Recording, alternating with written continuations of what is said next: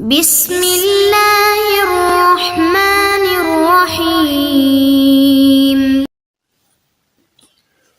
السلام علیکم ورحمۃ اللہ وبرکاتہ۔ عزیز طلباء اکرام، امید ہے آپ سب لوگ خیریت سے ہوں گے۔ اس ویڈیو میں آپ کے سامنے عامہ پارہ کا سبق نمبر 80 پیش کیا جا رہا ہے، جس میں سورۃ النصر بیان کی جائے گی۔ اعوذ باللہ من الشیطان الرجیم، بسم اللہ الرحمن الرحیم۔ اذا جاء نصر اللہ والفتح ورأيت الناس يدخلون في دين الله أفواجا فسبح بحمد ربك واستغفر إنه كان توابا۔ اس کے بعد امر اول یعنی ترجمہ سن لیجیے گا۔ اذا جاء نصر اللہ والفتح، جب اللہ کی مدد اور فتح آ پہنچے، وَرَأَيْتَ النَّاسَ يَدْخُلُونَ فِي دِينِ اللَّهِ أَفْوَاجًا، اور آپ لوگوں کو اللہ کے دین میں جوک در جوک داخل ہوتا دیکھ لیں۔ فَسَبِّحْ بِحَمْدِ رَبِّكَ وَاسْتَغْفِرْ، تو آپ اپنے رب کی تسبیح و تحمید بیان کیجئے اور اس سے مغفرت کی درخواست کیجئے۔ اِنَّهُ كَانَ تَوَّابًا، بے شک وہ بڑا قبول کرنے والا ہے۔ اس کے بعد امر ثانی یعنی لغات کا بیان سن لیجئے گا۔ نصر جو ہے یہ باب نصر کا مصدر ہے، نصر ینصر نصرا و نصرتا، مدد کرنا۔ الفتح جو ہے یہ باب فتح کا مصدر ہے، کامیابی، اور یہاں پر یہ جو بطور اسم استعمال ہوا ہے۔ فوج جو ہے اس کی جمع افواج آتی ہے اور اس کا معنی ہے گروہ، جماعت، اور جمع الجمع جو ہے افاوج اور افاویج ہے۔ سبح یہ باب تفعیل سے صیغہ واحد مذکر امر حاضر ہے، پاکی بیان کیجئے، اس کا معنی ہے۔ حمد جو ہے یہ باب سمع کا مصدر ہے، حمد یحمد حمدا، تعریف کرنا، اور حمد سے مراد جو ہے تعریف، ثنا بیان کرنا ہے۔ استغفر جو ہے یہ باب استفعال کا صیغہ واحد مذکر حاضر ہے امر سے، اس کا معنی ہے معافی طلب کیجئے۔ توابا یہ اسم مبالغہ ہے، باب ناصرہ سے طاب یتوب توبتن، معاف کرنے والا اور توبہ قبول کرنے والا۔ امر ثالث تفسیر۔ اس سورت کا جو ہے وہ نام سورۃ النصر بھی ہے، مشہور ہے، اور اس کے ساتھ اس کا نام جو ہے وہ سورۃ التودیع بھی ہے۔ تودیع جو ہے یہ وداع سے ہے، جس کا معنی ہے کسی کو رخصت کرنا، اور اس سورت میں بھی نبی کریم صلی اللہ علیہ وسلم کی اس دنیا سے رخصتی کی طرف اور وصال کی طرف اشارہ ہے، اس لیے اس سورت کا نام سورۃ التودیع بھی رکھا گیا ہے۔ اس سورت کا ماقبل سے ربط یہ ہے کہ ماقبل میں فتح مراد ہے، تو اس میں جو ہے وہ مفسرین کے کئی اقوال ہیں۔ بعض نے یہ قول اختیار کیا ہے کہ فتح سے تمام فتوحات مراد ہیں جو آپ صلی اللہ علیہ وسلم کو حاصل ہوئی۔ دوسرا قول یہ ہے کہ فتح سے فتح خیبر مراد ہے،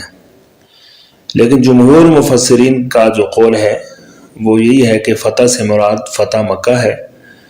اور یہی قول جو ہے ان کا راجح ہے۔ لیکن اس میں بات میں مفسرین کا اختلاف ہے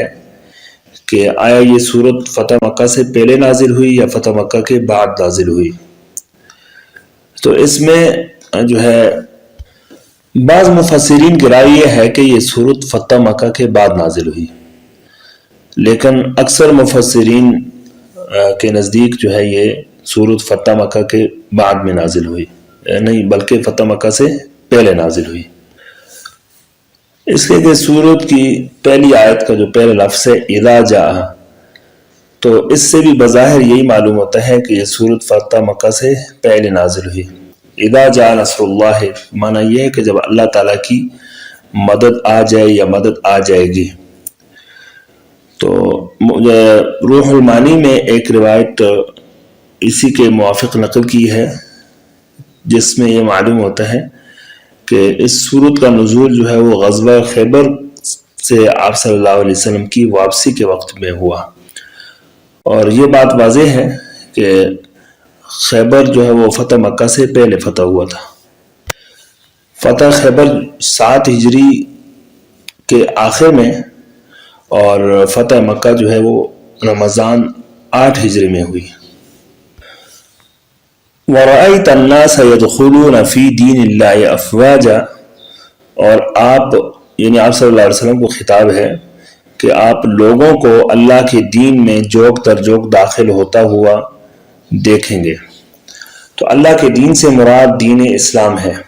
چنانچہ قرآن مجید میں ایک جگہ ارشاد ہے ان الدین عند اللہ الاسلام۔ فتح مکہ سے پہلے بھی جو ہے وہ لوگوں کی ایک بڑی تعداد وہ اسلام کی حقانیت کا یقین کر چکی تھی، اور لوگ موقع کے منتظر تھے کہ کس موقع پر وہ اسلام میں داخل ہو جائیں، اس لیے کہ وہ اسلام میں داخل ہونا تو چاہتے تھے، لیکن قریش کی مخالفت کے خوف سے کھل مکھلا وہ اپنے اسلام کا اعلان نہیں کرتے تھے، بلکہ ایک ایک دو کر کے جو مسلمان ہوتے تھے۔ لیکن جو ہی فتح مکہ ہوا تو اس کے بعد پورے کے پورے قبائل جو ہے وہ اسلام میں داخل ہونے لگے۔ فَسَبِّحْ بِحَمْدِ رَبِّكَ وَاسْتَغْفِرْ،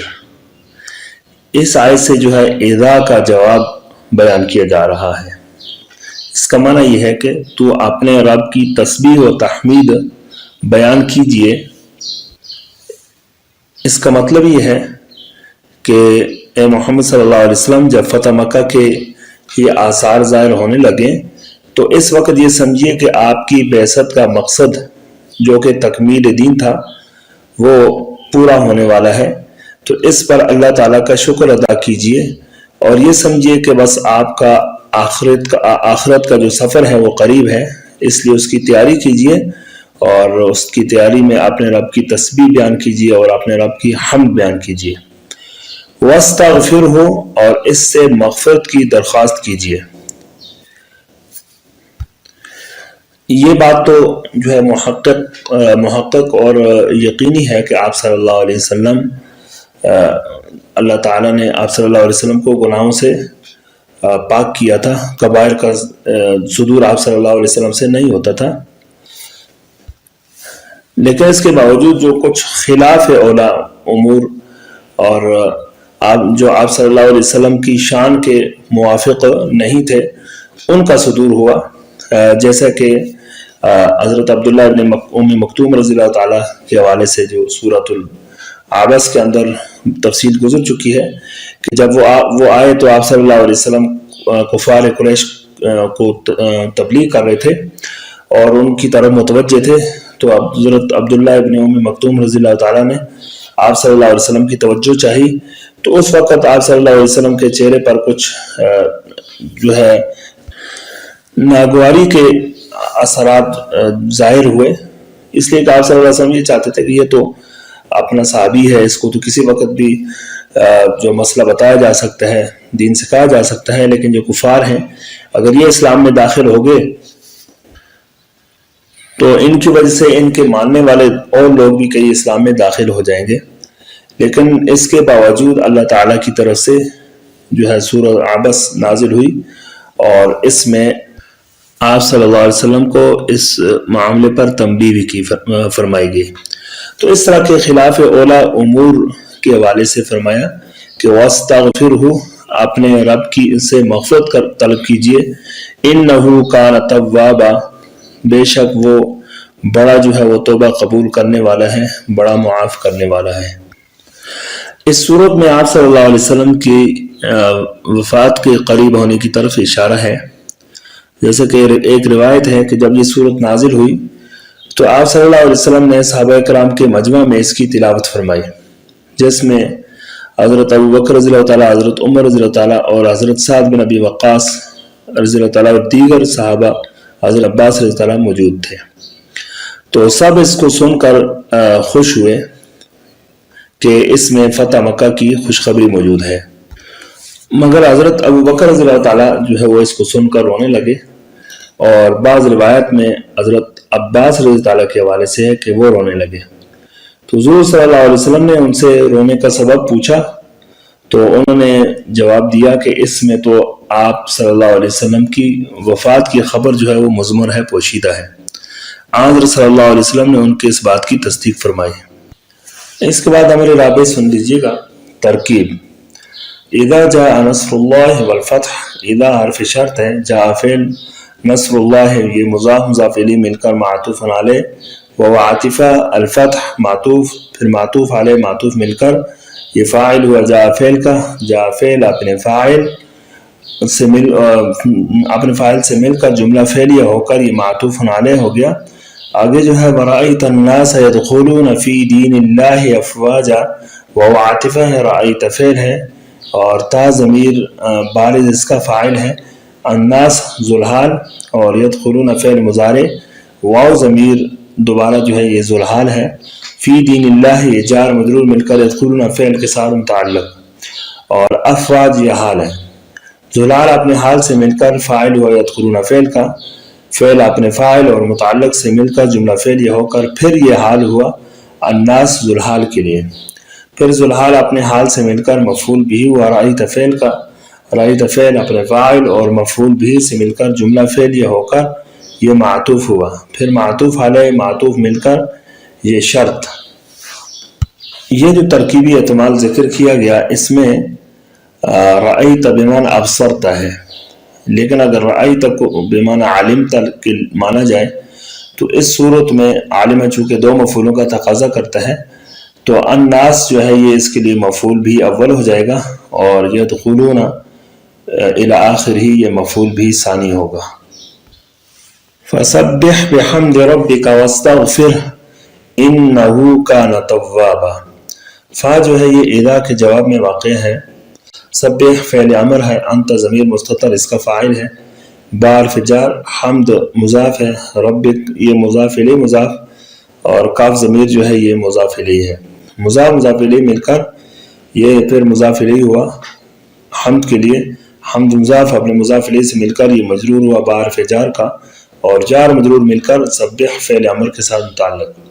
سبح فعل اپنے فاعل اور متعلق سے مل کر جملہ فعل یہ ہو کر یہ معطوف علیہ، وہ عاطفہ، استغفر یہ فعل امر ہے، ضمیر اس کا فاعل ہے، اور وہ ضمیر مفعول بھی، فعل امر اپنے فاعل اور مفعول بھی سے مل کر جملہ انشئیہ ہو کر معطوف، پھر معطوف علیہ اپنے معطوف سے مل کر مسبب، ان حرف مشبہ بالفعل ہے، برائے سبب، ہو ضمیر اس کا اسم ہے، اور آگے کانا فعل ناقص ہے، وہ ضمیر اس کا اسم ہے، اور تواباً یہ خبر ہے۔ فعل ناقص اپنے اسم اور خبر سے مل کر جملہ فعلیہ ہو کر انا کے لیے خبر، پھر انا اپنے اسم اور خبر سے مل کر جملہ اسمیہ ہو کر یہ سبب ہوا مسبب کے لیے، پھر مسبب سبب مل کر معطوف، پھر معطوف علیہ اپنے معطوف سے مل کر یہ جزا ہوا شرط کے لیے، پھر جزا شرط مل کر جملہ شرطیہ جزائیہ ہوا۔ عزیز طلباء اکرام، آپ کا یہ سبق جو ہے آپ نے پایا تکمیل کو پہنچا۔ اجازت دیجیے گا۔ السلام علیکم ورحمۃ اللہ وبرکاتہ۔